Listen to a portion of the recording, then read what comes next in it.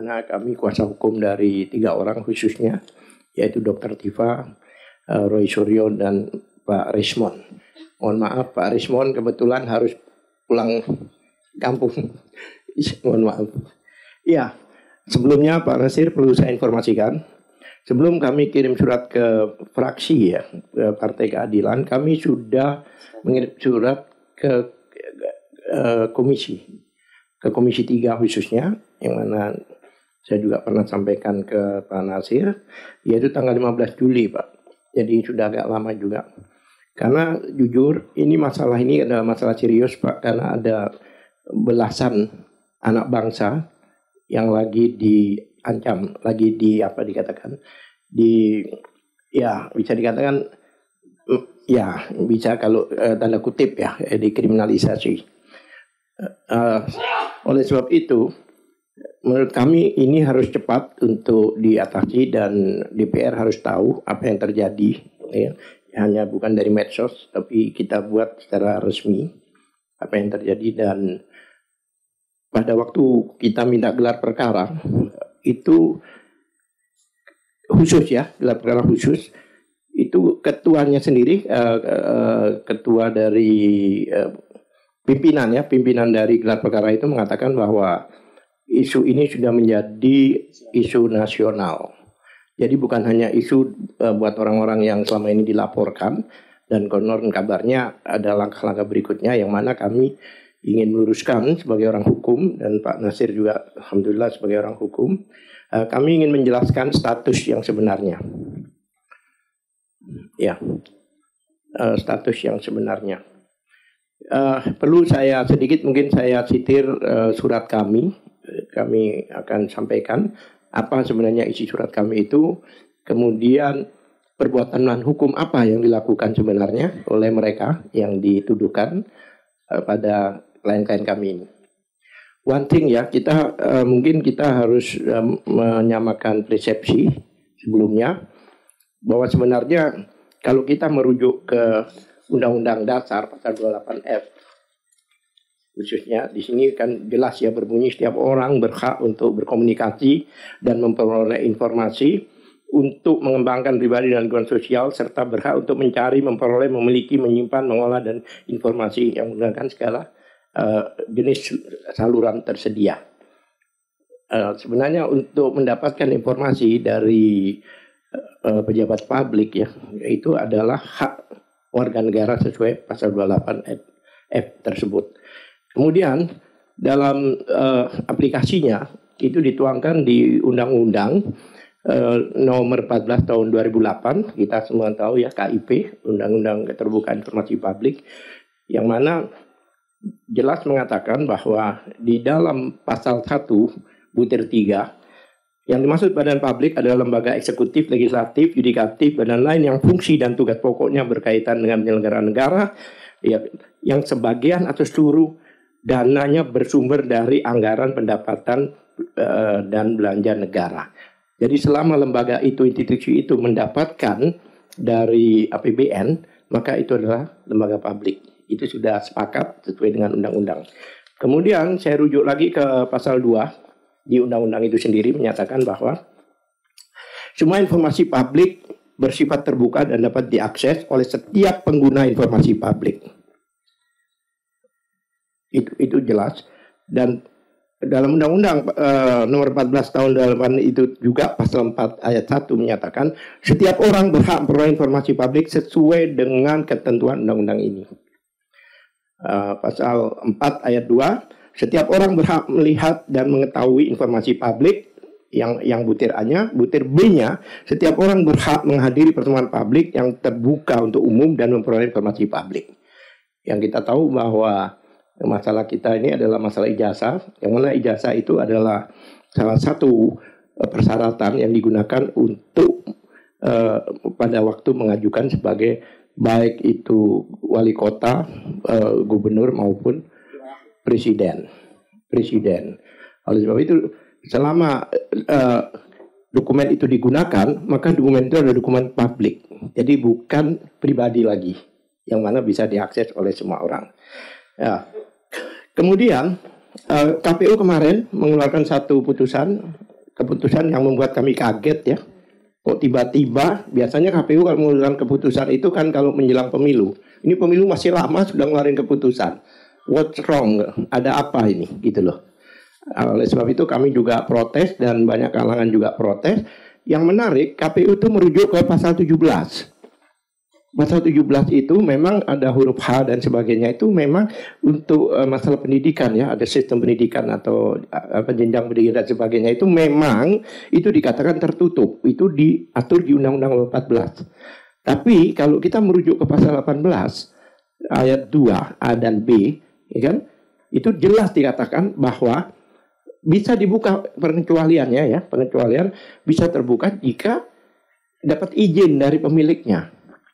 Yang A itu biasanya untuk orang awam.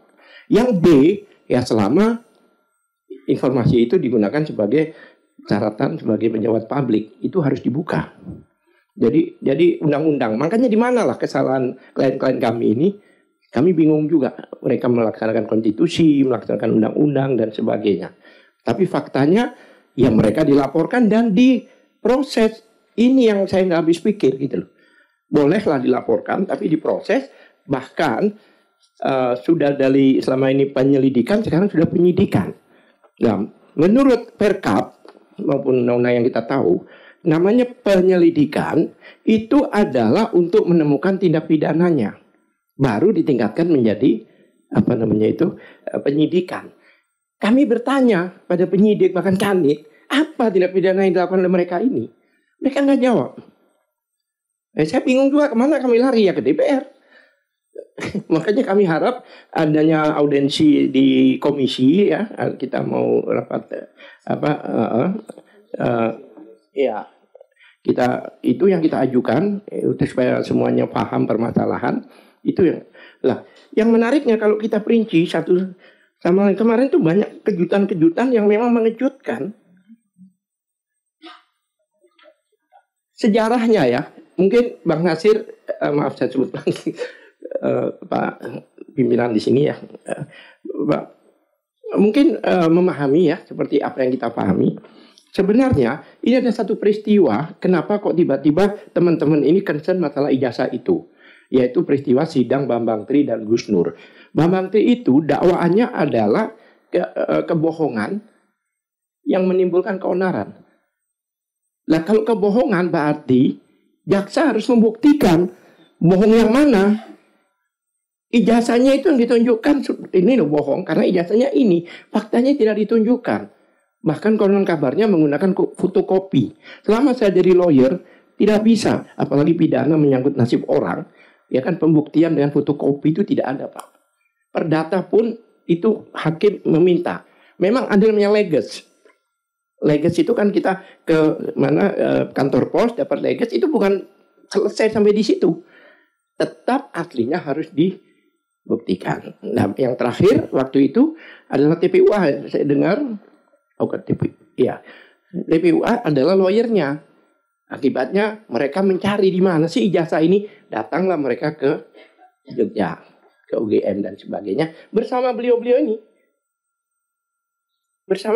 ini. Mempertanyakan langsung ke UGM, yang mana UGM sebagai lembaga publik seharusnya memahami undang-undang ini, seharusnya memahami konstitusi. Orang bertanya, bayangkan aja ijazah selembar kertas. Jika orang menjadi pejabat publik, hartanya, rekeningnya semua harus dideklar, apalagi ijazah kan begitu. Jadi ini perlu dipanggil juga ini ya, UGM ini untuk dipertanggungjawabkan di DPR ini apa demikian gitu loh, melanggar undang-undang, melanggar konstitusi dan sebagainya. Ya, mereka datang ke sana. Pada waktu mereka datang ke sana, beliau-beliau ini sebagai saksi. Walaupun kapasitas beliau sebagai peneliti ya, sebagai peneliti. Tapi pada saat di UGM mempertanyakan, itu sebagai saksi. Kenapa saya tekankan itu? Karena saya merujuk ke undang-undang perlindungan saksi dan korban. Itu jelas pasal 10 menyatakan di sini, ya kan? Nah, sebelumnya begitu karena tanya ke UGM nggak diberi informasi, ke Jokowi sendiri nggak, terpaksalah mereka melaporkan. Lah, melaporkan ini dengan saya rujuk ke pasal 10 pasal 10 undang-undang keterbukaan, bahwa jika ada laporan, baik itu pelapor maupun saksi-saksi, tidak boleh dilaporkan balik. Pasal 2-nya tidak boleh dilaporkan balik, apalagi dengan pencemaran nama baik. Kebayang nggak, setiap laporan kita hantam pencemaran, tidak ada laporan. Itu sudah ada. Memang bukan di KUHP, di KUHP, tapi di Undang-Undang Perlindungan Saksi dan Korban. Ini dilanggar oleh mereka. Kenapa demikian? Ternyata dengan laporan ini tidak jalan, walaupun awalnya pengaduan, dan pengaduan itu diminta oleh polisi. Mereka mau melapor, diarahkan ke Dumas. Bulan Desember. Berapa bulan setelah itu baru diproses. Berapa bulan dari itu baru diproses. Nah, pada waktu baru diproses itu, kenapa diproses? Karena Jokowi melaporkan. Jadi mereka mau ambil pengujian laboratoriumnya itu di Bareskrim. Oke. Ini sudah dilanggar. Oleh sebab itu nggak bisa mereka lanjutkan sebelum ini inkrah. Undang-undang menyatakan sebelum ada sidang inkrah baru terbukti mereka bersalah. Jangan lupa yang dilindungi itu saksi, pelapor dan saksi yang melihat. Itu yang dilindungi oleh undang-undang. Kemudian kejutan lagi. Mereka buat apa? Ijazahnya itu tiba-tiba diperiksa. Biasanya yang meminta pemeriksaan itu pelapor. Tiba-tiba diperiksa ijazahnya. Dan tidak disita. Dikembalikan, dipinjam. 2 hari setelah itu diambil kembali. Kemudian ditayangkan oleh Bareskrim di depan masyarakat. Dikatakan bahwa ini asli, ini buktinya. Gambarnya. Padahal sepemahaman kami, jika pembuktian, contohnya narkoba, senjata, atau kemarin orang yang dikatakan bunuh diri itu digelar. Apalagi foto yang ditunjukkan itu fotokopi dan berlipat. Nah itulah jadi apa ya?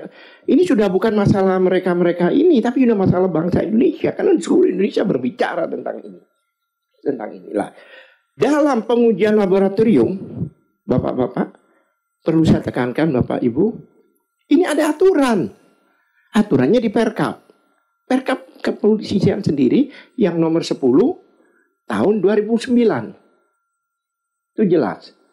Nah, di dalam Perkap itu, untuk pengujian laboratorium, itu ada syarat. Yaitu Perkap masalah pemeriksaan TKP dan barang bukti secara forensik. Dan itu masih berlaku. Nomor 10 2009 itu masih berlaku untuk laboratorium. Itu ada syarat itu 2, teknis dan formil. Ada 2 syarat, teknis dan formil. Ya teknisnya itu ya seperti tergantung apa yang dilaporkan. Contohnya mungkin kalau seandainya senjata ya senjata yang diperiksa, racun, ya. Nah, di pasal 10 itu jelas menyatakan di Perkap itu sendiri, dan Perkap itu kan peraturan Kapolri. Kebetulan Kapolri, kalau menteri ya peraturan menteri. Ada dalam hierarkis perundang-undangan itu sebenarnya. Karena polisi ya Kapolri, ya kan? Nah, di situ pasal 10 jelas menyatakan di pasal itu. 1, bahwa syarat yang maksud syarat formil yang harus ditunjukkan itu sebelum di laboratorium itu ada beberapa. Bahkan dalam mengajukan ke laboratorium itu harus dilengkapi syarat itu. Di Perkap itu sendiri menyatakan demikian. Jika tidak lengkap maka dikembalikan. Diberi waktu 14 hari.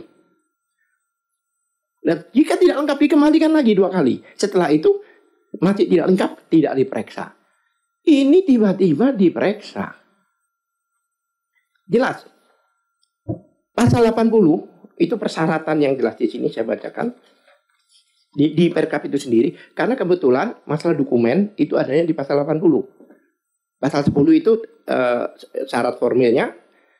Dan di sini 1 syaratnya ya. Pasal 80 di itu. 1, permintaan tertulis dari kepala kesatuan kewilayahan atau kepala instansi yang mengajukan permintaan pemeriksaan. Itu bisa dari penyidik, bisa dari bea cukai, bisa dari apa itu namanya kejaksaan, ya kan? Yang kedua, laporan polisi. Nah, ini menarik. Pada waktu itu belum ada laporan polisi, masih Dumas. Penyelidikan aja itu nggak boleh diperiksa. Tidak ada, belum ada laporan polisi kok sudah ada pemeriksaan. Ini kan setiap warga negara kan secara hukum kan harus diperlakukan sama. Tadi apa? Berdiri sama tinggi, duduk sama rendah katanya Pak Ketua tadi itu. Ya kan? Harus sama. Nah, yang kedua lagi, BAP saksi dan tersangka. Tersangka loh. Kalau BAP tersangka itu biasanya terakhir. Itu harus dilampirkan di dalam pemeriksaan laboratorium. Dan dikatakan wajib, bukan sunnah. Wajib. Yang ngomong apa? Perkap itu sendiri. Yang berikutnya lagi, BAP penyitaan. BAP penyitaan itu, tidak ada penyitaan di penyelidikan itu tidak ada. Jelas di KUHP, pasal 1.16, itu jelas menyatakan, kalau saya bacakan lagi di sini, penyitaan ialah serangkaian tindakan penyidikan. Bukan Dumas, bukan penyelidikan. Penyidikan mengambil alih dan atau menyimpan di bawah penguasaannya benda bergerak, berwujud atau tidak berwujud untuk kepentingan pembuktian dalam penyidikan, penuntutan, dan peradilan. Dan untuk kepentingan penyidikan, penuntutan, dan peradilan. Ini aneh banget gitu loh. Apa boleh instansi yang diberi kewenangan luar biasa oleh negara sewenang-wenang seperti ini, terus kepada siapa kami harus mengadu? Kalau ini masalah-masalah duniawi mungkin ke Allah Subhanahu wa taala. Ini kan ke sini kita mengadu ini. Itu jelas. Itu hal-hal yang tidak benar. Dan sekarang tiba-tiba penyelidikannya dihentikan waktu penyelidikan dengan alasan sudah sesuai ketentuan yang berlaku. Ketentuan mana? Jelas-jelas ketentuan dilanggar kok. Makanya gelar kemarin itu agak heran. Ada situasi kebatinan yang luar biasa. Gelar khusus, kebayang nggak? Gelar khusus itu semua pimpinan, ada Irwasum, ada bahkan ada DPR. Saya yakin dari Komisi 3 itu. Katanya diumumkan ada DPR. Kemudian ada Ombudsman. Kemudian ada lagi Kompolnas, Komnas HAM, semuanya ada di situ bersama-sama. Oh, tapi saya heran, saya ini sebagai lawyer udah bertahun-tahun tidak pernah gelar seperti itu. Jadi yang bicara cuma Karwasidik, lainnya terdiam. Kok aneh? Mungkin mereka juga nggak nyaman juga ada situasi kebatinan antara oke dan tidak oke gitu loh. Terdiam. Dan yang menariknya ini kan masalah ijazah yang kita gelarkan. Ijazahnya tidak dihadirkan di dalam gelar itu. Kok bisa itu loh? Unit kecil namanya laboratorium itu bisa menghadirkan. Kenapa ini gelar dengan semua jenderal di situ itu tidak bisa dihadirkan? Izin Pak Abdullah Al-Katiri dengan tidak mengurangi hormat gitu ya, karena memang waktu kita terbatas. Jika memang ada dokumennya itu nanti bisa diserahkan ke kami. Sudah saya jelaskan, tapi kan ada beliau juga dari komisi komisi 1 ya Bu. Ya. Maksud saya ini kan masih banyak. Oh ya, oke. Saya putuskan. Saya lanjut. Enggak, artinya pemahaman karena ini ada pelanggaran hukum itu jelas. Jelas pelanggaran hukum. Kalau emang sepakat ya kita sepakat kan gitu. Oke. Deh. Selain itu kemudian ada beberapa orang, ada 5 grup disusupkan sebagai pelapor. Jadi sudah bukan pencemaran lagi, sudah dilarikan ke penghasutan, dilarikan ke hate speech dan ini kan aneh. Ini peristiwa Bambang Tri terjadi kembali. Urusannya ijazah yang nggak keluarnya malah dia kena dia hate speech. Nah, pelapor-pelapor ini dengan 3 pasal. Saya to the point aja. Pasal 160 yaitu KUHP itu satu-satu aja dulu. 160 KUHP itu jelas 160 itu sejak 2009 itu sudah dijadikan delik formil. Harus ada kejadian, contohnya bakar mobil itu, orang ada yang bakar. Kalau dulu kan enggak, baru ngomong aja udah kena. Sekarang nggak bisa. Harus ada dampak yang betul-betul atas provokasi. Satu. Kedua, pasal 28 ayat 2. Pasal 28 ayat 2 itu sudah banyak dibawa ke DPR ini dulu. Banyak mengkriminalisasi ulama dan tokoh. Apa yang terjadi? Oke, ada penghasutan berdasarkan sara. Dulu. Tapi sekarang antar golongan udah nggak ada lagi. SAR sekarang ini. Lah, apa saja? Udah dijelaskan. Agama, suku, warna kulit. Tidak ada ijazah. Kenapa diterima oleh kepolisian? Terus pasal yang terakhir, 28 ayat 3 ini terakhir, itu jelas mengakomodir Undang-Undang nomor 146. Yang kebohongan itu tidak diakomodir di Undang-Undang nomor 124, masalah IT itu. Apa pernyataan di situ? Ya itu tadi, kebohongan yang menunjukkan kerusuhan dan sebagainya. Di dalam keterangan surat penjelasan di Undang-Undang itu sendiri, yang dimaksud kerusuhan, keonaran, itu fisik. Keonaran, kerusuhan itu fisik. Kemudian itu pun juga sudah diputuskan di MK kalau nggak 115 itu, bahwa itu adalah fisik. Nah ini kan nggak ada. Mereka datang baik-baik ke Jogja bertanya, mereka datang ke Jokowi dengan ketok pintu, nggak ada orang sudah rame-rame di situ. Baiklah, saya yakin udah dibaca oleh Komisi 3 karena ini sudah tertuang di terus satu hal lagi, kemarin dalam pencabutan Pak Ketua, dalam pencabutan kemarin di KPU, hanya satu dikatakan bahwa oke, boleh dibuka jika dapat izin dari yang bersangkutan, tapi yang B-nya nggak dibaca. Kalau dibuka jika dia sebagai pejabat publik digunakan untuk menjadi persyaratan publik, itu nggak dibaca. Terus kami setelah itu kami dapat surat dari KPU daerah, karena kami memang mengajukan ke KPU daerah DKI. Kami dapat surat. Bapak tahu rujukannya? Rujukannya ini kami dikatakan bahwa ini tertutup lagi, kembali lagi tertutup. Rujukannya ini semua konsideran, semua rujukan yang ada dibatalkan itu dimasukin lagi di sini. Emangnya mereka saja yang sarjana hukum? Kami minta pertanggungjawaban ini. Oke, terima kasih. Mungkin lanjutkan yang lain.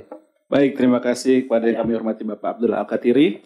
Demi efisiensi waktu, kami berikan kesempatan dulu pada pihak tim hukum pembela penegak keadilan. Silakan, Dr. Roy Suryo. Baik, Assalamualaikum warahmatullahi wabarakatuh.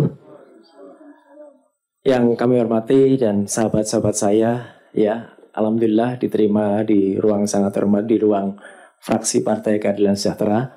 Ada Pak Nasir Jamil yang dari Komisi 3 dan Bapak yang lain dari komisi yang lain dan sekretariat, dan juga dari tim hukum. Untuk lebih menjelaskan supaya tidak saya akan jelaskan singkat supaya tidak terjadi kesemrautan, karena sebenarnya ada dua peristiwa hukum di sini. Yang pertama adalah memang yang dipermasalahkan sudah lama, publik Indonesia itu mempertanyakan tentang ijazah Presiden ke-7 Republik Indonesia atau Jokowi, dan itu sudah dipermasalahkan dulu sebenarnya semenjak zaman beliau masih menjabat, ya, baik melalui tadi yang disebutkan Bambang Tri, Dr. Tifa, saya dulu juga sudah menulis analisis, tapi landai-landai saja. Menjadi kemudian memuncak, Bapak semua, Pak Nasir, ketika tim pembela ulama dan aktivis TPUA itu melakukan pelaporan tentang ijazah itu, yang disebut ijazah palsu itu, ke Bareskrim. Jadi ini peristiwa hukum yang pertama, Badan Reserse Kriminal Mabes Polri. Tapi itulah peristiwa yang kata Pak Abdullah Al-Katiri tadi hanya ditindaklanjuti sebagai dumas, pengaduan masyarakat. Tidak pernah naik ke, jangankan penyidikan, penyelidikan saja tidak. Jadi itu hanya sebagai dumas. Nah, mendadak dengan pelaporan itu, ya, tanggal 30 April, jadi itu Desember 2024, itu dilaporkan oleh TPUA. Kebetulan bahwa semua di dalam laporan TPUA itu mengangkat 3 ahli yang diangkat di situ. Saya, Roy Suryo, Dr. Rismon Hasiulan-Sianipar, dan Dr. Tifa, kami diangkat menjadi ahli di situ. Nah, oleh karena itu Kami yang diminta. Dan tapi sampai dengan detik ini kami pun belum pernah diperiksa sebagai ahli di Bareskrim. Jadi itu peristiwa hukum yang pertama. Nah, supaya tidak miss ya.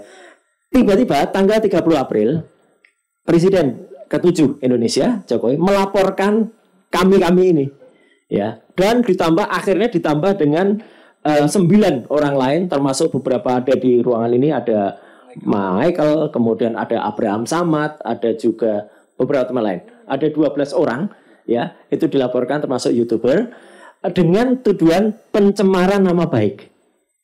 Itu yang ada di Polda Metro Jaya. Jadi ini ada 2 kasus nih, Bareskrim dan Polda Metro Jaya. Terus yang disampaikan tadi oleh Pak Abdul Al-Qatir dengan panjang lebar tadi, yang Bareskrim tiba-tiba gerak setelah 30 April.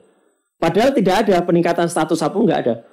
Itulah makanya ini pelanggaran Perkap. Karena statusnya masih Dumas, tapi kok bergerak sampai meriksa lapor segala. Dan menariknya, dihentikan pelaporan TPUA itu setelah gelar perkara tanggal 22 Mei. Dan ketika gelar perkara itu lucu sekali. Semua bukti tidak ada yang fisik yang tadi dilaporkan, semuanya hanya digital, dan digital itu banyak sekali salahnya yang akhirnya kami temukan, dan semuanya izin itu sudah akhirnya kami bisa menulis buku 700 halaman, kronologinya ada di sini semua. Dan sekarang ini yang kami mohonkan, ya, dan dalam gelar itu UGM tidak hadir. Kemudian kami sempat minta gelar perkara ulang, disetujui gelar perkara di Bareskrim, tapi itu tadi tidak jelas juga, bahkan hanya naratif saja gelar perkara ulang. Nah, yang kami mohonkan supaya singkat Bapak-bapak, ya, peristiwa di Polda Metro Jaya jalan terus. Bahkan konon kabarnya disebut dan diancam-ancam minggu ini ada peningkatan kasus karena sudah naik sidik, kami akan menjadi tersangka. Itu. Jadi kami yang 12 orang yang dilaporkan itu. Dan pelapornya bukan hanya Jokowi, tadi yang disampaikan Pak Abdul Qadir. Jokowi melaporkan dengan 310-311 ya, pencemaran nama baik dan fitnah. Kemudian dengan 160 yaitu ada rombongan lain tiba-tiba nggak ada legal standingnya melaporkan kami dengan penghasutan. Bahkan yang paling sadis melaporkan kami dengan pasal 32 dan 35 Undang-Undang ITE. Kebetulan saya ikut membuat Undang-Undang ITE itu dulu ketika di Komisi 1 Pak Nasir Jamil. Itu bukan untuk itu adalah untuk dokumen yang dipalsukan. Kami ini tidak memalsukan dokumen, tapi malah dituduh membuat dokumen asli jadi palsu gitu, karena dianggap dokumen aslinya nggak pernah keluar kok. Roy Suryo, Dr. Tifa dan Respon bisa mengeluarkan dokumen itu, dokumennya ada. Lah kalau itu caranya harusnya Mabes Polri pun juga kena gitu loh. Karena menampilkan dokumen yang dan itu dokumen publik. Dan itu dokumen publik sesuai dengan Undang-Undang Keterbukaan Informasi Publik. Nah, singkat kata itu Bapak supaya clear. Jadi ada 2 peristiwa hukum. Yang satu yang pelaporan kami justru dihentikan. Jadi nanti sidangnya itu akan terjadi pasti. Ijazah itu tidak akan tampil karena yang dikejar adalah hanya pencemaran nama baik dan fitnah. Dan ini sudah terjadi presidennya di beberapa persidangan perdata yang dilaporkan juga ya. Semuanya diselesaikan atau pengadilannya tidak berani meneruskan dengan NO ya. Nah, NO ini saya harus minta Bu Kurnia untuk menjelaskan NO. Need jadi di pengadilan tidak berwenang untuk menentukan. Nah itu jadi kami makanya mengatakan dikriminalisasi. Kami pernah sowan juga ke Komnas HAM dan juga kami menunggu responnya karena kami diminta data terus oleh Komnas HAM itu Pak Nasir. Tapi ya cuma diminta data terus ya. Nama, KTP, apa CV, terus riwayat gitu. Tapi ya belum ke. Saya kira itu Bapak supaya jelas dan efektif waktunya.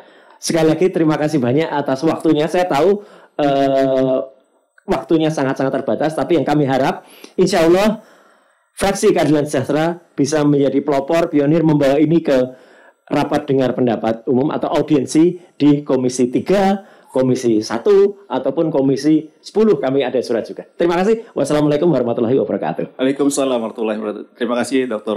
Rorsiro. Silakan Dr. Tifa juga. Bismillahirrahmanirrahim. Assalamualaikum warahmatullahi wabarakatuh. Ya, saya menyambung kepada Pak Abdul Al-Qatiri dan Pak Roy Suryo. Dari sisi pemahaman kami selama kurang lebih 5 bulan ya, mendapatkan pengalaman pertama mengalami kriminalisasi dan nggak tanggung-tanggung. Yang mengkriminalisasi kami adalah Saudara Joko Widodo yang pernah jadi presiden ke-7. Ya, jadi kayaknya lama-lama juga kami pikir kok lawan kami setimpal nih ya. Gitu ya. Jadi nggak main-main ini kita dikriminalisasi oleh Joko Widodo yang pernah jadi presiden gitu ya. Nah, Pak Abdullah Al-Katiri beserta dengan ke-15 kuasa hukum yang hadir di sini menjalankan peran mereka untuk melindungi kami dari upaya kami ditersangkakan maupun kemudian akhirnya mungkin ditahan. Karena yang nanti akan maju adalah pasal-pasal besar. 6 tahun, 8 tahun, 12 tahun. Ya, itu yang sedang kami hadapi saat ini. Tapi bagi kami bertiga terserah. Ya, makanya terserah. Kami mau diapakan terserah. Kalau memang hukum masih jalan di negara ini, ya terserah. Itu adalah sebuah resiko menjadi warga negara Indonesia. Ya, tetapi di sini kami sudah berkali-kali dalam kurang lebih 2 bulan ini, Pak Ketua ya, kami sudah bersurat kepada Komisi 3, kami sudah bersurat kepada Komisi 10, kami sudah bersurat kepada Komisi 1, kami sudah bersurat kepada fraksi-fraksi. Alhamdulillah hari ini nih baru nih kami diterima, surat kami dijawab dengan audiensi ini ya. Perlu kami sampaikan Bapak dan Ibu-Ibu. Mereka menjalankan tugasnya untuk melindungi kami dari kriminalisasi, dari pasal-pasal tersebut. Kami tetap menjalankan fungsi kami sebagai warga negara yang punya legal standing-nya jelas, punya hak konstitusional yang jelas pada pasal 28F Undang-Undang Dasar 1945. Dan lebih dari itu Bapak dan Ibu, kami adalah peneliti, kami akademisi. Itu punya kewajiban dari Allah Subhanahu wa taala untuk memberikan kejelasan atas pertanyaan-pertanyaan yang sangat-sangat krusial bagi keberlangsungan bangsa dan negara ini. Oleh karena itu kami akan terus jalankan apa yang memang menjadi tugas kami. Jadi setelah penelitian itu sudah kami lakukan, artinya ketika kami terlibat di dalam peristiwa tanggal 15 April 2025 ketika kami bertemu dengan Sivitas Akademika UGM, itu adalah kerangka kami melakukan penelitian. Tetapi karena hal itulah kami kemudian dikriminalisasi dengan pasal-pasal yang berat itu. Tetapi kami tidak peduli dengan itu. Kami terus jalankan tugas kami untuk meneliti dan alhamdulillah penelitian ini sudah kami bukukan. Dan insya Allah nanti kami akan aturkan sebagai bahan bacaan bagi fraksi Keadilan Sejahtera. Jadi intinya adalah ini bukan persoalan pribadi. Tapi Pak Joko Widodo membawanya kepada persoalan pribadi. Dengan kata-kata beliau ketika melaporkan kami, saya sudah dihina-hinakan, sudah direndah-rendahkan seperti itu. Sedangkan kami tidak melakukan sebuah penyerangan pribadi. Ini adalah marwah penelitian. Ini adalah bagaimana kita akan menjawab tentang ijazah Presiden Joko Widodo itu asli atau tidak. Dari sisi kami, sudah kami jawab di buku ini, bahwa ijazah memang palsu. Sesuai dengan kaidah scientific base, sesuai dengan kaidah ilmiah. Ya. Nah kemudian ini yang sedang saat ini kami perjuangkan Bapak. Seandainya fraksi Keadilan Sejahtera, Dewan Perwakilan Rakyat, wakil kami, membiarkan kami dikriminalisasi, membiarkan kami dihukum 6 tahun, 8 tahun, 12 tahun, itu terserah kepada nurani Bapak dan Ibu semuanya. Kami tidak peduli Pak. Termul-termul, orang-orang bayaran dari Pak Joko Widodo terus-menerus mengancam kami. Dengan kami nanti bakal dipenjara dan sebagainya. Bahkan mungkin Bapak dan Ibu melihat ya ketika kami bertiga di media, di TV, di podcast. Mereka terus menyerang kami dengan menakut-nakuti bahwa kami akan dipenjara. Kami katakan di sini, kami tidak peduli Pak. Kami lebih takut sama Allah Subhanahu wa taala. Kami sebagai ilmuwan, sebagai orang yang memiliki ilmu, kalau kami diam, kami ini setan bisu, dilaknat Allah Subhanahu wa taala. Maka kami nggak mau dilaknat Allah Subhanahu wa taala. Jadi saya dalam hal ini kami ya ingin menyampaikan kepada fraksi, mohon kiranya membantu kami untuk mendorong komisi-komisi yang sudah kami surati, mulai dari Komisi 3, Komisi 10, dan Komisi 1, mendorong untuk rapat dengar pendapat umum. Disitulah ada kesempatan buat kita sebagai warga negara untuk menyampaikan, dan kita juga mendorong agar Kapolri dipanggil, Rektor UGM dipanggil, dan KPU dipanggil. Sebagaimana yang kita semua sudah tahu, kalau memang ijazah Jokowi ini memang gaib Dan kemudian yang ada di KPU yang didaftarkannya di Wali Kota Solo, di Jakarta sebagai gubernur, dan di pusat sebagai presiden itu adalah palsu, maka orang-orang ini yang seharusnya dipidanakan. Bukan kami-kami yang melakukan penelitian dan kami yang membongkar kepalsuan dari dokumen tersebut. Kan seharusnya begitu ya Bapak-Bapak ya.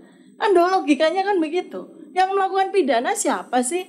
Yang melakukan perbuatan kriminal itu siapa sih? Nah ini kan yang 5 bulan ini Bapak dan Ibu ya. Peristiwa ini udah berjalan. Mulai dari bulan 30 April 2025 sampai sekarang 30 September 2025. Tepat 5 bulan. Tetapi DPR masih berdiam diri. Kami sudah bersurat berkali-kali DPR. Alhamdulillah ini menurut saya ini adalah jalan Allah SWT.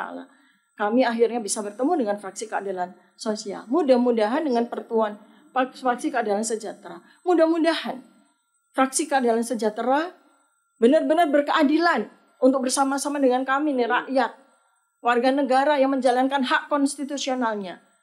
Mendorong Dewan Perwakilan Rakyat mendengarkan apa yang saat ini menjadi perjuangan bagi kami untuk menegakkan keadilan dan kebenaran. Sekian dan terima kasih. Saya sambil bicara, saya sambil berdoa. Semoga apa yang saya sampaikan ini mendapatkan ridho. Dan mudah-mudahan apabila ada yang salah, saya mendapatkan ampunan dari Allah SWT. Dan mudah-mudahan apa yang saya katakan ini membuka hati nurani dari Bapak dan Ibu para wakil rakyat untuk bersama-sama dengan kita memperjuangkan keadilan dan kebenaran. Wabillahi taufiq wal hidayah. Assalamualaikum warahmatullahi wabarakatuh. Waalaikumsalam warahmatullahi wabarakatuh. Terima kasih Dr. Tifa. Yang lainnya? Langsung Prof. Keren cadas. Silakan Prof. Boleh ngomong kan Bang? Assalamualaikum warahmatullahi wabarakatuh. Saya ini kenal sama Bang Nasir tuh nggak lama, baru 25 tahun aja kayaknya. Yang jelas dari tahun 1999. Beliau yang membuka jalan ke Tengku Abdul Safi almarhum ya waktu itu, tahun 1999. Jadi biar tidak mengulang, Ibu-ibu dan Bapak sekalian, saya mencatat mengenai isu yang ingin saya raise adalah potential abuses atau paling tidak menjalankan prinsip good governance, clean government dari lembaga-lembaga ini. Itu yang penting dalam kasus ijazah ini. Pertama adalah Polri. Kalau kita ikutin kasus ijazah ini, Polri sama sekali tidak mengikuti jalan tata kelola pemerintahan yang baik. Bahkan ada kecenderungan abuses, ya, melakukan abuse of powers. Kenapa begitu? Kita tahu bahwa sebenarnya tadi sudah dijelaskan ada 2 level kasus. Kasus yang pertama adalah kasus di Bareskrim. Kasus di Bareskrim itu adalah kasus pengaduan dugaan penggunaan ijazah atau dokumen palsu pasal 263 KUHP dengan ancaman hukuman 6 tahun. Itu di Bareskrim. Kemudian kasus berikutnya adalah kasus di Polda Metro Jaya, di mana beliau bertiga ini plus Rismon diadukan dengan menggunakan 2 jenis pasal, delik-delik aduan dan delik umum. Nah, Pak Jokowi ketika mengadukan beliau bertiga dan teman-teman lainnya ternyata banyak yang dilaporkan, tapi tidak ngaku, itu menggunakan 2 jenis pasal, pasal-pasal delik aduan dan pasal-pasal delik umum. Jadi delik aduannya itu ya ancaman hukumannya paling cuma 9 bulan. Kemudian 4 tahun. Intinya kalau dikenakan beliau ini nggak mungkin ditahan, tidak bisa ditahan. Tapi rupanya ditumpangnya dengan pasal lain. Pasal 32 Undang-Undang ITE dan pasal 35 yang ancaman hukumannya 8 dan 12 tahun. Itu sudah triknya. Lalu selain Pak Jokowi ada pihak lain. 5 pihak lain yang juga mengadukan beliau, termasuk salah satu bertiga dan lain-lainnya, menggunakan ini bukan delik aduan tapi delik umum. Delik umum yang diadukan itu pasal 160 KUHP, kemudian pasal 28 ayat 2 dan pasal 28 ayat 3. Jadi ancaman hukumannya tuh di atas 5 tahun semua, 6 tahun, 6 tahun, 6 tahun. Nah, itulah yang kemudian proses oleh Polda Metro Jaya. Di tengah jalan kita tahu bahwa Bareskrim menghentikan kasus ini dengan berbagai alasan, katanya tidak cukup bukti. Bukti yang dibawa mereka ini adalah bukti sekunder, nggak bisa dijadikan bukti. Padahal kalau kita melihat pasal 184 KUHP, itu masa sih, ya kan? Ahli semua nih berdua ini, ya kan? Saksi, itu Pak Kasmujo itu saksi itu. Salah satunya kan, Kasmujo yang katanya, wah ini dosen pembimbing saya, skripsi, galak bener ternyata. Itu kan bisa jadi saksi. Jadi ahli, surat dokumen itu sendiri. Kemudian juga keterangan nanti terdakwa ya, kalau sudah jadi terdakwa dan lain sebagainya. Jadi tidak masuk akal kalau dikatakan dalam kasus ijazah palsu ini, Bareskrim kesulitan mendapatkan alat bukti. Itu nggak masuk akal. Nah, kasus ini kemudian dihentikan. Yang ditindaklanjuti adalah kasus pencemaran atau delik umumnya. Padahal kalau kita lihat kausa primanya apa? Kausa primanya adalah soal ijazah palsu. Kasus pencemaran atau delik-delik umum tadi itu bisa lanjut kalau terbukti beliau ini memang ngawur. Ya kan? Tetapi kalau memang terbukti, masa menghukum orang yang kemudian benar apa yang dia katakan? Apalagi dalam delik-delik aduan tersebut kan terkandung pasal yang mengatakan bahwa kalau mereka berbuat untuk kepentingan umum, nggak bisa dipidanakan. Ya kan? Lalu putusan MK mengatakan terhadap pasal 27A, nggak bisa ngadu orang. Ya, kalau dia masih jadi pejabat publik. Pak Jokowi kan masih menjadi pejabat publik. Jadi dia bukan warga negara biasa, masih dia dewan pengarah, bukan pengawas Danantara, ya kan? Jadi dia masih punya kapasitas jabatan publik. Lalu yang mereka persoalkan itu adalah sebuah informasi yang patut diketahui oleh rakyat Indonesia sebagai the right to know. Pasal 28F Undang-Undang Dasar 45. Kita berhak kok untuk tahu apakah ijazahnya itu asli atau tidak. Dan itu bukan lagi informasi yang dikecualikan untuk bisa dirahasiakan. Karena pengecualian itu sudah dikecualikan kalau itu terkait dengan jabatan publik. Selesai kan? Itu di Undang-Undang Keterbukaan Informasi Publik. Jadi ada potential abuses yang dilakukan oleh Polri dengan memproses kasus delik aduannya, tapi tidak memproses kasus yang ijazahnya apakah kemudian ini bisa memenuhi informasi publik atau tidak. Kemudian potential abuses kedua dilakukan oleh UGM, Universitas Gadjah Mada, yang kami ini Gajah Mada semua ini. Dites bisa, salah satunya dengan himne Gajah Mada, ya kan? Nah, abusesnya adalah paling tidak, mungkin tidak abuses, tapi dia tidak melaksanakan tata kelola pemerintahan yang baik, GGCG, Good Governance and Clean Government. Kenapa? Karena UGM tidak bersikap transparan soal ijazah ini. Dan belakangan baru kemudian dia spill secara sengaja atau tidak sengaja atau sudah terpojok. Ternyata Pak Jokowi itu sarjana muda katanya. Itu pun kita tidak tahu apakah dia berijazah atau tidak. Padahal sebelumnya nggak pernah ada kata-kata sarjana muda. Jadi harusnya UGM bersikap transparan. Nggak bisa saya mengatakan saya Ova Emilia, rektor UGM meyakini. Nggak bisa meyakini, ya kan? This is proof-nya, ya kan? Nggak bisa meyakini. Oke. Potensial abuses ketiga atau tidak melaksanakan kewajibannya pengadilan-pengadilan negeri. Walaupun saya tahu ini ada yang namanya Division of Labor, ada Trias Politika, tapi tidak ada salahnya juga untuk bahan diskusi kita. Bagaimana mungkin kalau warga negara pengen tahu ya melalui jalan hukum apakah ijazah Pak Jokowi ini asli atau palsu? Karena terkait dengan kepentingan. Ada kepentingan langsung beliau bertiga misalnya dan lain-lainnya.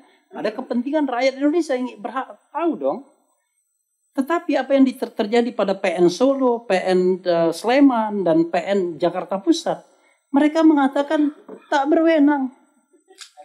Bayangkan, memang ada self restriction ya kan di dalam hukum. Tapi ini kan kebangetan. Yang berwenang katanya Petun. Nanti ke Petun 90 hari cuma, bro. Kan kira-kira begitu. Selesai, nggak bisa. Katanya nanti ke KIP, Komisi Informasi Publik. Alhamdulillah, kalau KIP menjelaskan, nanti ke PN lagi, balik lagi kan ke pengadilan negeri lagi kalau dia tidak mau spill ijazah itu. Padahal kalau kita bicara mengenai kewajiban kewarganegaraan, ya apalagi mantan presiden, itu nggak perlu harus dipaksa pengadilan, ya kan? Kita kan bicara tentang masyarakat yang terbuka, open society, yang demokratis. Jadi ada kesimpang siuran tersebut, harus ada transparansi. Nah saya juga misalnya nuntut nanti, DPR desak itu untuk transparansi ijazah atau riwayat pendidikan Gibran misalnya. Kan udah jelas tuh. Hal yang terlihat kata orang Jawa itu cetowelo-welo nggak karu-karuannya kan. Oke. Lalu abuses berikutnya dilakukan atau paling tidak melaksanakan kewajiban good governance adalah KPU, Komisi Pemilihan Umum. Ada kecenderungan KPU itu mau melindungi data-data yang merupakan data publik sesungguhnya. Jadi ada 16 item yang mau mereka kecualikan. Padahal Undang-Undang Keterbukaan Informasi Publik pasal 17 dan 18 jelas mengatakan yang namanya dokumen pendidikan kalau itu terkait dengan jabatan publik itu bukan lagi dirahasiakan, bukan lagi sesuatu yang rahasia. Lihat pasal 18 ayat 2 Undang-Undang Nomor 14 2008. Dan KPU tidak bersikap terbuka atau transparan juga dalam hal ini. Cuma saya tidak tahu bagaimana upaya beliau ini meminta informasi dari KPU karena itu informasi publik. Karena delaying time. Jadi di-delay itu. Minta waktu ya, perpanjangan waktu. Seperti permainan sepak bola jadinya. Padahal harusnya kan kewajiban. Itu kewajiban undang-undangnya. Makanya DPR bikin KIP. Kemudian Kompolnas juga melakukan abuses atau setidak-tidaknya dia tidak melakukan kewajibannya untuk mengawasi Kepolisian Republik Indonesia.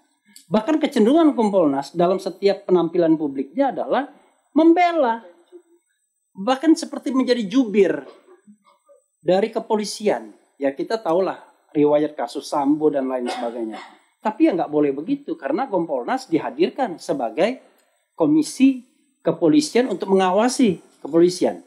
Mumpung sekarang ini ada bicara reformasi Polri ya. Kemudian Komnas HAM tidak mengerjakan kewajibannya. Jangan-jangan dia nggak paham bahwa ini adalah melanggar hak asasi manusia.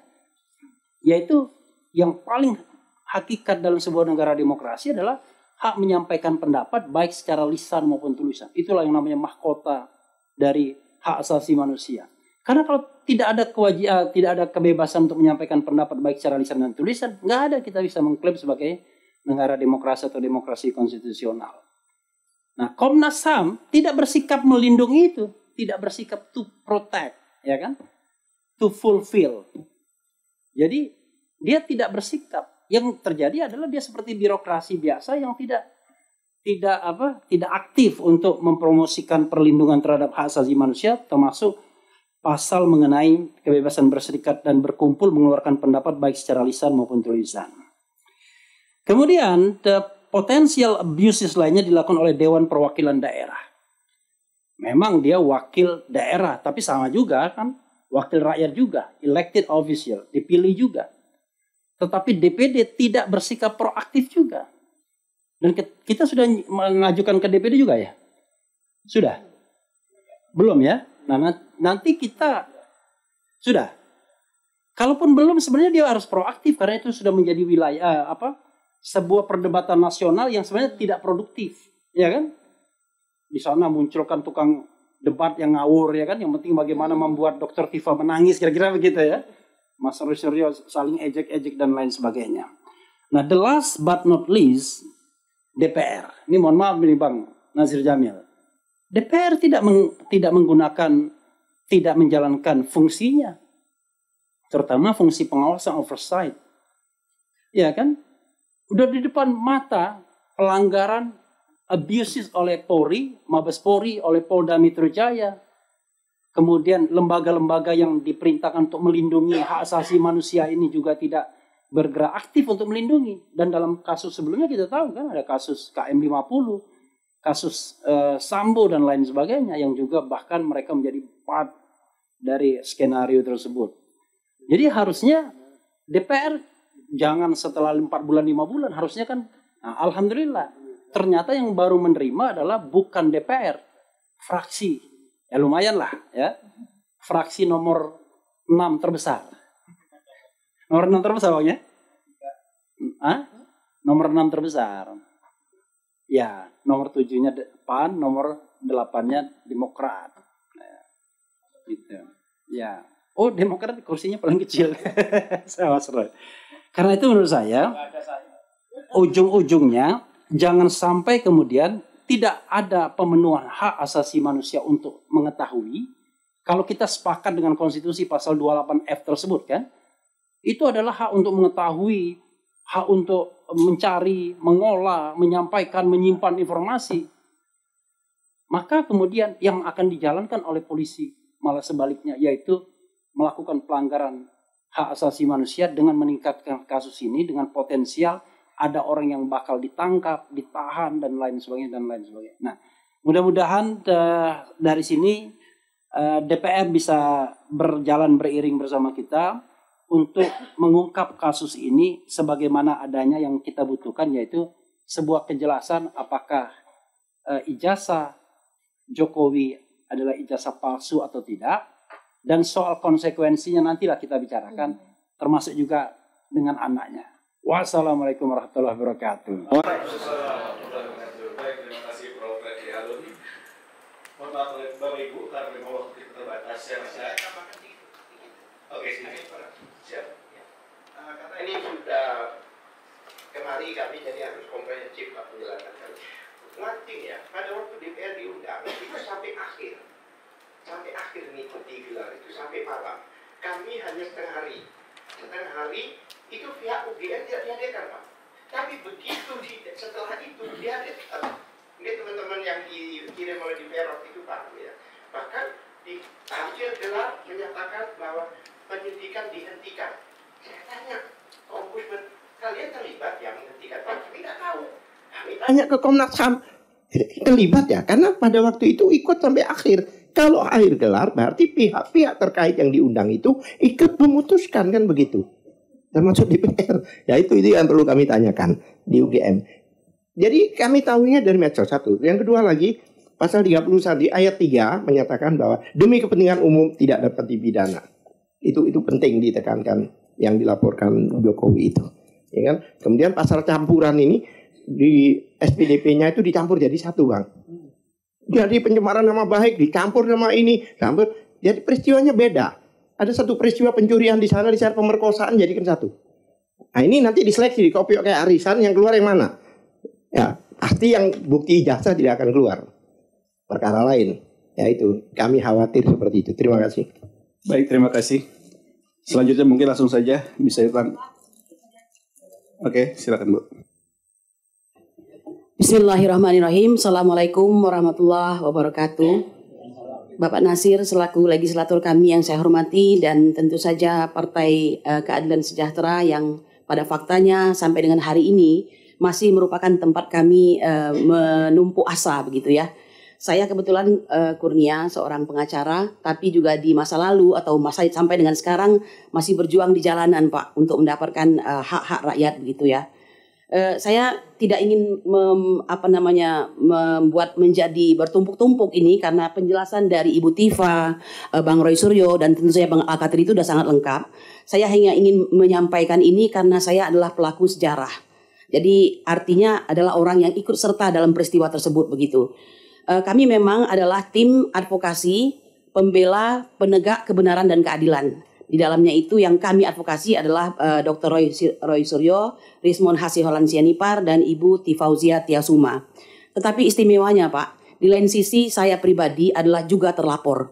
Jadi saya adalah Kurnia Pak, orang yang menghadap Joko Widodo bersama dua terlapor lainnya, yaitu Rizal Fadilah dan juga Damai Harilubis yang juga adalah seorang pengacara TPUA kami ini. Jadi Bapak, apa yang disampaikan dan dijelaskan oleh Bang Al-Katiri, Ibu Tifa dan Bang Roy tadi, tentu dalam hal bertiga ini sudah masuk dalam tahap mereka telah membuat buku Jokowi White Paper ya, Jokowi's White Paper, di mana itu adalah pengkajian tentang telematika, kemudian digital forensik dan neuropolitik ya, di dalamnya tentang keabsahan ijazah dan perilaku daripada penguasa. Sudah sampai di sana. Tentu nanti fakta di Indonesia inilah yang akan menunjukkan apakah buku sehebat ini ada guna dan fungsinya di mata aparat. begitu. Nah, tapi yang ingin saya sampaikan ini Pak, apa yang saya alami langsung, ini untuk membuat semakin kuat para legislator itu kemana arah perjuangan Anda terhadap kami. Mohon maaf saya katakan, hampir 10 tahun dalam pemerintahan Bapak Joko Widodo ini, kami ini adalah oposisi yang selalu menjadi korban. Kalau kita berjuang di jalanan, kita tidak mendapatkan hak kita karena dia terus berlari, tidak pernah bisa kita dekati untuk menyatakan keinginan kita. Lalu ketika kita masuk ke jalur hukum, bukan kita mendapatkan keadilan, justru kita lah yang diadili begitu. Perlu Bapak ketahui bahwa perkara ijazah palsu ini adalah sudah jilid 3 ini Pak. Yang pertama perkara nomor 592 di PN Jakarta Pusat. Dan itu kami cabut karena kami cabut ya dikarenakan klien kami dalam hal ini adalah Bambang Tri dan Gus Nur itu ditangkap. Sehingga berubah menjadi perkara pidana. Sudah pernah kami sampaikan. Dan Bapak bayangkan tanpa menghadirkan ijazah asli dengan 30 saksi atau 35 saksi menurut Gus Nur yang sudah menyatakan tidak pernah melihat aslinya, hanya legalisir, orang ini bisa dihukum Pak. Ya selama 6 tahun. Yang dari maksimal tuntutan jaksa 10 tahun. Setelah banding dan kasasi, inkrah menjadi hanya 4 tahun. Nah itu pun berubah pasalnya Pak. Dari pasal hoax menjadi kebencian. Artinya hakim ini mungkin bingung sendiri untuk menghukum orang ini. Karena kalau dikatakan hoax, itu berarti kan bohong. Dan ternyata tidak bohong begitu Pak. Nah, kami melihat sulitnya menjadi keadilan, maka kami adukan ke Dumas. Seperti yang sudah disampaikan tadi, tidak diapa-apakan Pak.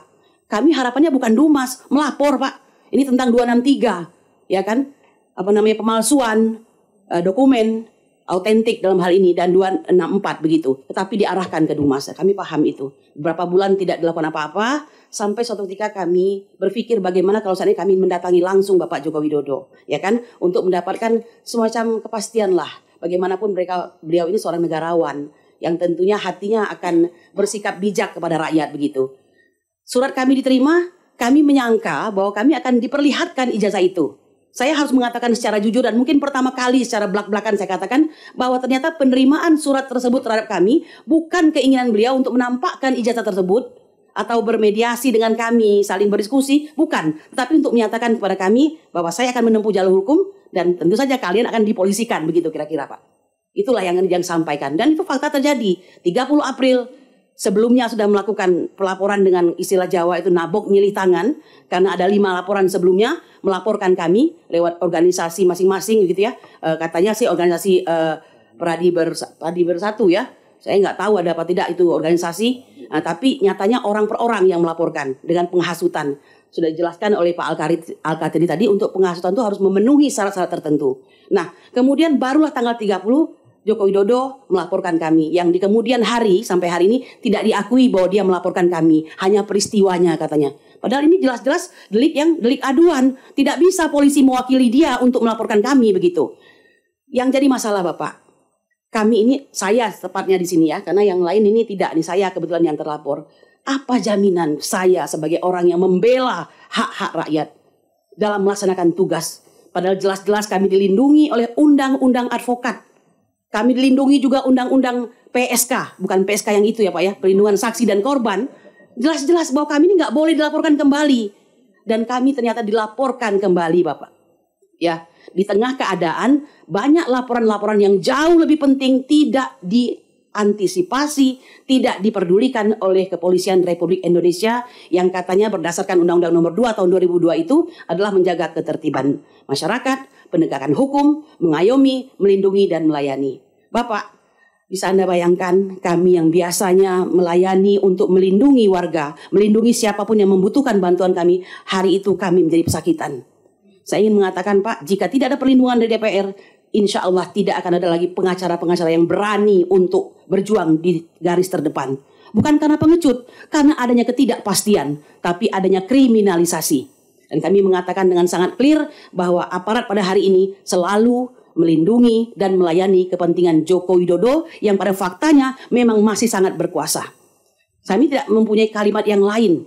Yang kami katakan ini bukanlah suatu gibah, artinya menjelek-jelekkan keburukan seseorang, menjelek-jelekkan Joko Widodo, tidak. Yang kami lakukan inilah syahadah, yaitu kami bersaksi bahwa yang kami lakukan ini benar, sudah melalui proses hukum yang seharusnya dilayani dengan baik oleh negara ini, dan kami yaitu melakukan tatbik ad-daulah, yang menegakkan hukum negara. Kalau kami menegakkan hukum negara lalu kami dihukum, Saya kira ini benar yang dikatakan oleh Edward Snowden, when you exposing crime, then treat like a committing crime, you lead by criminal. Kami tidak ingin seperti itu, Pak, tapi tanda-tandanya sudah terjadi. Bahkan secara tidak langsung ada yang mengatakan tertundanya kami dijadikan tersangka ini dikarenakan ada peristiwa pelindasan almarhum Afan Kurniawan oleh kendaraan rantis tersebut. Ini sungguh sangat mengerikan, Pak, penegakan hukum yang seperti ini. Kesempatan bertemu Anda tidaklah gampang. Bahkan saya pernah terjengkang di depan dahulu ketika ingin bertemu dengan Ibu Puan Maharani. Dan hari ini terima kasih kembali kepada PKS. Kami menaruhkan asa kami di hadapan Bapak. Tidak main-main, Pak. Negara ini sudah hancur lebur dalam penegakan hukum. Kepada Bapak Nasir, ya, yang hanya bisa saya lihat di televisi.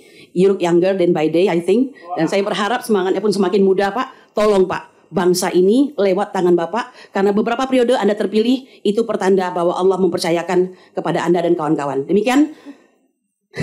Subhana rabbika rabbil izzati amma yasifun. Wassalamualaikum warahmatullahi wabarakatuh. Baik, terima kasih Ibu. Baik, kesempatan berikutnya langsung saja saya berikan kepada yang terhormat Dr. Haji Muhammad Nasir Jamil, anggota Komisi 3. Dipersilakan.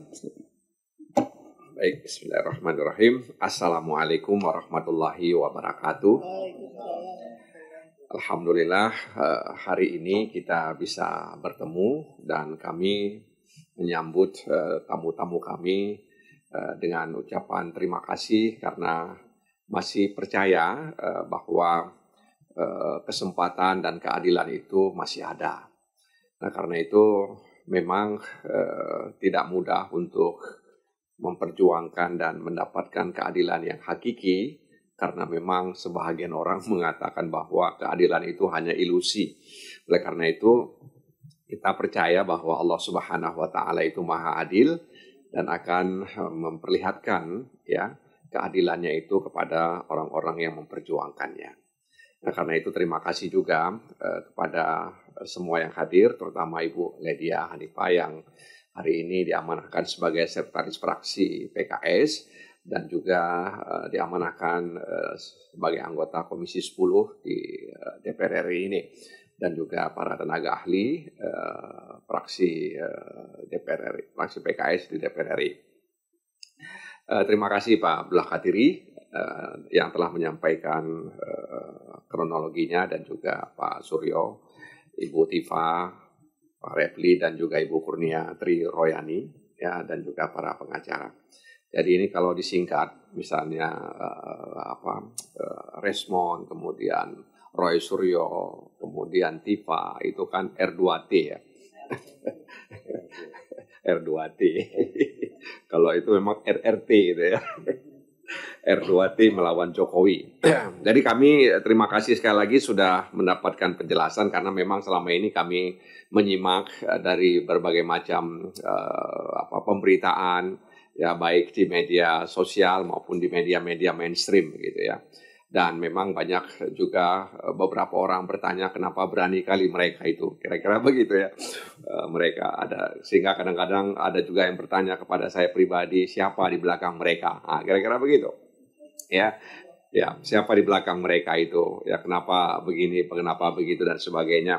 Tapi dari cerita yang disampaikan tadi maka kami sudah mulai memahami berawal dari laporan tim pembela ulama dan aktivis, lalu kemudian mendatangkan tim ahli, lalu tim ahli bergerak ya untuk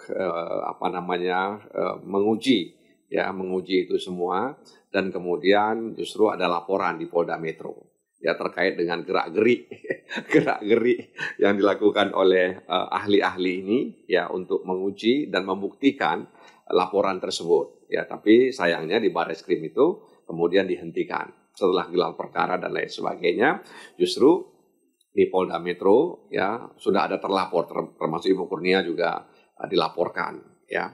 Nah, dan ada dugaan kriminalisasi terkait dengan apa yang terjadi di Polda Metro, bahkan ada isu sudah ditingkatkan ke penyidikan dan kemudian pasti ada tersangka dan lain sebagainya. Kenapa kita masih percaya meskipun dalam kenyataannya tidak seperti yang kita harapkan begitu ya. Memang harus kita akui bahwa ini situasi yang terjadi hari ini. Sebenarnya barangkali Pak Refli itu tahu bahwa Undang-Undang Nomor 2 Tahun 2002 tentang kepolisian itu kan menjadikan polisi itu sebagai democratic policing, ya, jadi pemolisian yang demokratis gitu ya. Dan karena dia menjalankan fungsi ini, pemolisian yang demokratis, maka mereka harus menghormati ya hak-hak sipil, tunduk pada prinsip-prinsip demokrasi, kemudian melaksanakan good governance dan pemolisian yang modern. Nah, ini yang kita tagih sebenarnya. Jadi kenapa kita tetap menginginkan mereka hadir, karena memang itu yang harus kita tagih pada mereka.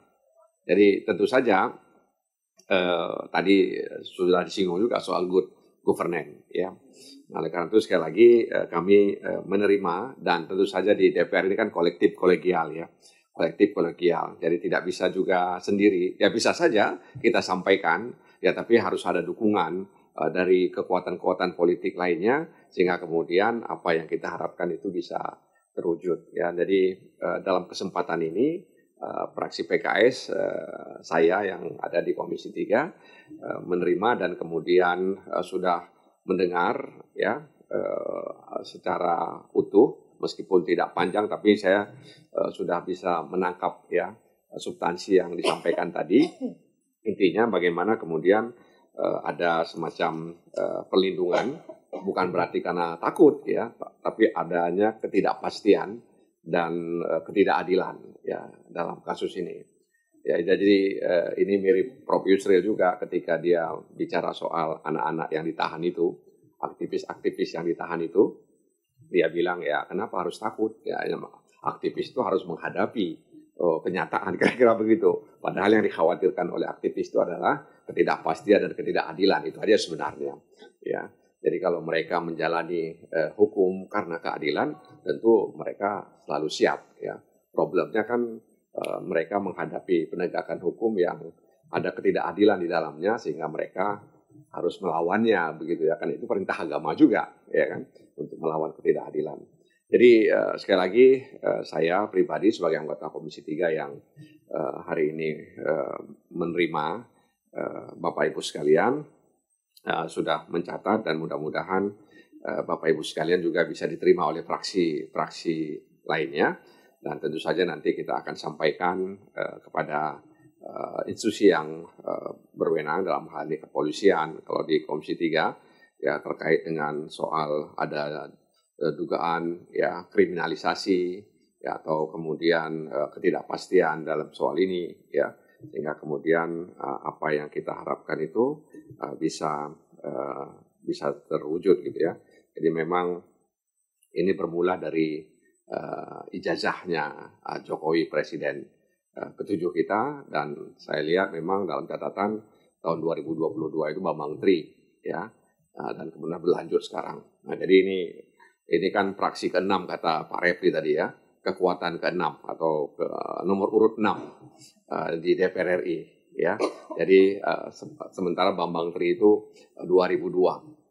Ya, kalau 2002 tambah 6 2008, jangan-jangan 2008 terungkap semua, 2028 terungkap semua. Dan setahun itu kemudian setelah itu kemudian ada pemilu. Jangan-jangan seperti itu kalau kita mau pakai utak di angka ya. Jadi 2022 ya Bambang Tri ya mengalami hal seperti itu.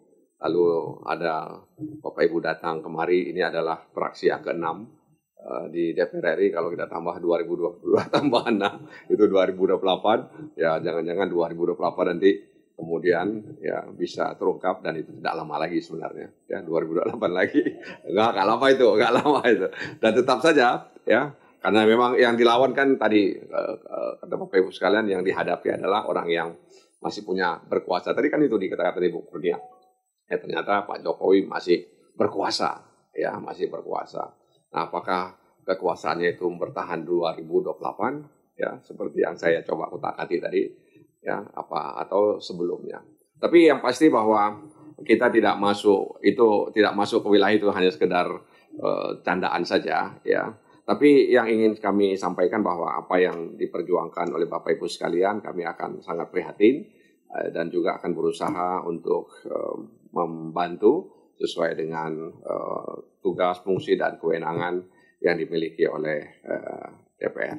Barangkali demikian sambutan saya, dan tentu Ibu Lydia tadi karena disebut-sebut juga Komisi 10 ya, minta ada RDPU di Komisi 1, di Komisi 3, Komisi 10 karena terkait dengan perguruan tinggi ya, dan UGM akhirnya sudah agak menurun dalam arti sudah menyebutkan itu sarjana muda. Saya juga mengikuti itu ya di media. Ya saya juga bertanya-tanya dulu sarjana kehutanan, sekarang sudah sarjana muda gitu ya. Jadi saya juga bingung-bingung gitu. Jadi memang ini asik juga sebenarnya ya. Ini asik walaupun kalau kata almarhum Bang Sultan Batugana itu ngeri-ngeri sedap juga ya. Demikian, terima kasih. Wassalamualaikum warahmatullahi wabarakatuh. Waalaikumsalam. Beliau dipersilakan. Bismillahirrahmanirrahim. Assalamualaikum warahmatullahi wabarakatuh. Minta maaf ini sedang serak. Yang sama-sama kita hormati para tamu, narasumber, Pak Abdul Al-Katiri, Mas Roy Suryo, Mbak Dr. Tifa, Bang Refli Harun, Bu Kurnia, dan juga bapak-bapak yang lain yang telah hadir, para pengacara yang juga sama-sama kita hormati, Pak Nasir Jamil. Alhamdulillah, terima kasih atas kehadiran Bapak Ibu ke fraksi PKS DPR RI, menyampaikan, percayakan kepada kami untuk menyampaikan aspirasi Bapak Ibu. Alhamdulillah di fraksi PKS setiap hari Selasa dan Jumat adalah hari aspirasi. Jadi selama ini kami memang menerima berbagai masukan, aspirasi dari berbagai masyarakat di hari-hari Selasa dan Jumat, insya Allah. Alhamdulillah hari Selasa ini mudah-mudahan juga menjadi sebagai bagian dari hari aspirasi yang selama ini juga diselenggarakan. Sudah lebih dari 10 tahun ya, lebih dari 10 tahun diselenggarakan, sehingga ada banyak hal yang juga kami upayakan. Tentu sebagaimana yang disampaikan oleh Bang Nasir Jamil tadi, ada banyak hal yang tidak bisa diperjuangkan sendirian, tetapi memang harus bersama-sama dan juga dipahami oleh teman-teman dari fraksi lain, meskipun kami termasuk yang pertama didatangi oleh Bapak Ibu. Insya Allah juga kita akan mempertimbangkan untuk juga supaya bisa dikomunikasikan dengan komisi-komisi terkait dengan masukan-masukan Bapak Ibu. Terima kasih memberikan banyak penjelasan, dan bahkan saya nggak nyangka ternyata udah setebal itu bukunya sudah diselesaikan. Dengan tadi disampaikan Dr. Tifa dengan penelitian dan lain sebagainya. Jadi satu tradisi barangkali yang belum banyak ada adalah selama ini kita menerima aspirasi, tetapi juga secara detailnya dalam bentuk publikasi buku dan lain sebagainya memang umumnya bukan terkait dengan yang bersangkutan. Jadi ini jadi bagian yang juga menjadi khasanah bagi kami ya, untuk mengembangkan bagaimana sesungguhnya hari aspirasi itu kemudian bisa dilanjutkan. Alhamdulillah di DPR juga sekarang ada badan aspirasi masyarakat, itu juga diantaranya didorong dari tadi, tidak mungkin hanya 1-2 fraksi yang menerima aspirasi, tetapi harusnya DPR sebagai satu institusi juga bisa membuka hari bagi masyarakat untuk menyampaikan aspirasi. Ya, alhamdulillah ini jadi bagian yang menjadi komitmen PKS untuk menerima aspirasi dari masyarakat. Mudah-mudahan juga nanti kita bisa terus melangkah untuk memperbaiki segala macam hal yang menjadi concern dari kita semua berkaitan dengan keadilan dan kesejahteraan. Sekali lagi terima kasih atas kehadirannya. Mudah-mudahan jadi kebaikan bagi kita semua. Salam dari Pak Ketua Fraksi, karena hari harus memimpin rapat di Komisi 4. Saya minta maaf juga tadi kita bertukar dulu ke komisi dulu terus baru ke sini. Terima kasih. Terima kasih juga Bang Nasir yang telah memberikan banyak penjelasan terkait dengan ini. Terima kasih buat semuanya. Terima kasih. Assalamualaikum warahmatullahi wabarakatuh. Izin boleh interupsi semenit saja. Satu menit, Pak. Nanti sebelum ditutup, izinkanlah kami atas nama tim memberikan buku ini kepada fraksi Keadilan Sejahtera, fraksi pertama yang alhamdulillah berkesempatan mendapatkan buku ini. Dan juga Bapak Ibu semuanya, nanti saya juga titipkan, ya meskipun tadi belum dibicarakan, ini bahan yang insya Allah, karena Ibu dari Komisi 10, insya Allah ini akan jadi buku juga. Judulnya nanti adalah Gibran Black Paper. Ini yang paling penting, Bu. Ada surat keterangan tentang penyetaraan Gibran yang fatal sekali. Karena apalagi kemarin kami ke Kementerian Pendidikan Dasar Menengah, itu dikatakan surat ini belum pernah ada dulu sejarah kayak gini. Harusnya surat keputusan kok surat keterangan, dan ini tidak dibuat berdasarkan dokumen, hanya berdasarkan 2 lembar raport. Harusnya kan ijazah. Tiba-tiba muncul surat keterangan ini. Dan ya kami tidak menolak. Barusan ada pemberitaan yang menandatangani surat keterangan ini ternyata terlibat juga dalam kasus Chromebook, Bu. Ya, Dr. Sutanto. Jadi izin nanti teknisnya silahkan Dr. Tifa yang mengatur ini. Ya. Baik, mungkin nanti kita tutup dulu baru kita ada. Betul. Maksud saya itu, Pak. Ya, baik, terima kasih Dr. Roy Suryo. Baik, Bapak Ibu yang dirahmati Allah, terima kasih sekali lagi atas kepercayaannya kepada fraksi PKS, dan seperti tadi ini disampaikan oleh Ibu Haja Ledia bahwasanya kita hadir hari ini di hari aspirasi, gitu ya. Dan kami dari bidang aspirasi mohon maaf jika dalam penyambutan maupun jalannya acara masih terdapat banyak kekurangan, kami mohon dimaafkan. Untuk itu mari sama-sama kita tutup pertemuan siang hari ini dengan sama-sama melafazkan hamdalah, alhamdulillahirabbil alamin. Kurang lebihnya mohon maaf. Assalamualaikum warahmatullahi wabarakatuh. Ini selanjutnya nih bahan untuk Komisi 10 nanti, Bu. Ini dimana pendidikannya Gibran yang acak-adut. Termasuk yang di Sekretariat Negara, ya, termasuk surat ini juga ada. Nanti kalau Ibu menyaksikan kami di TV, ini bahan-bahannya semuanya. Pak Nasir juga. Ya, itu bahan aja, Pak. Siap. Nanti dari tegakkan akhirnya diulangi lagi ini. Sekarang gabung. Satu agak mundur boleh agak mundur. Oh iya, teman-teman agak munduran. Aku agak mundur. Biar dapat semua, Mas. Oh, ya, kurang keren, kurang cerdas. Satu, dua. Semuanya kayak Refri Harun. Satu, dua, tiga. Rafrel sana. Satu, dua, tiga. Oh iya, oke, gerung. Harus R semua.